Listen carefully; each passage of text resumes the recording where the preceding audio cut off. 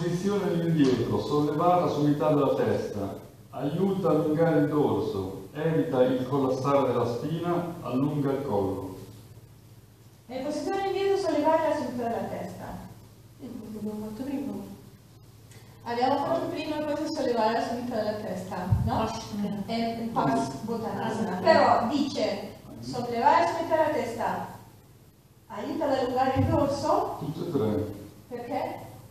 Sollevare intende allungare comunque, cioè allungare sì, la sommità della testa, allungare il dorso. La sommità della testa anche dorso dalla parte dietro. Dorso dalla parte dietro.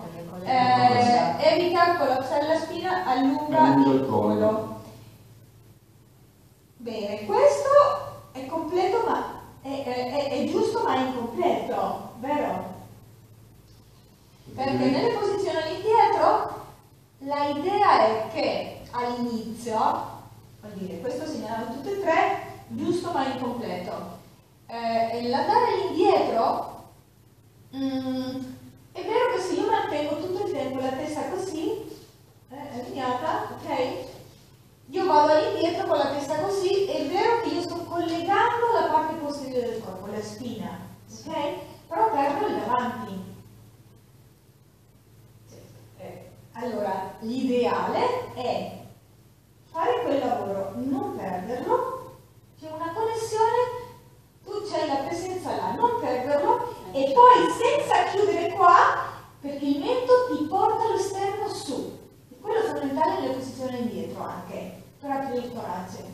Però perché il corpo è una meraviglia, sapete?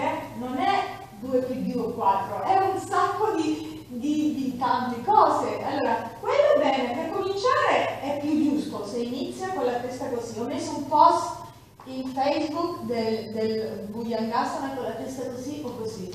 Questo è giusto. L'ho visto. Questo è giusto. In partenza così. Poi, senza perdere questo, continua, perché la posizione continua sempre, non si perde, non finisce mai. Continua in un'altra posizione, va avanti sempre. Allora tu senza perdere questo, vai con il mento, vai con il torace, ma non lo perdere. Allora stai allineando il dietro con il davanti, non è che per fare una cosa devo perdere un'altra. Quello sono i principianti, che fanno la torsione e per fare la torsione fanno così. E va bene, sì, perdono tutto, hanno fatto la torsione. Più andando avanti, faccio una cosa ma non perdo. Continuo ma non perdo. Continuo ma non perdo.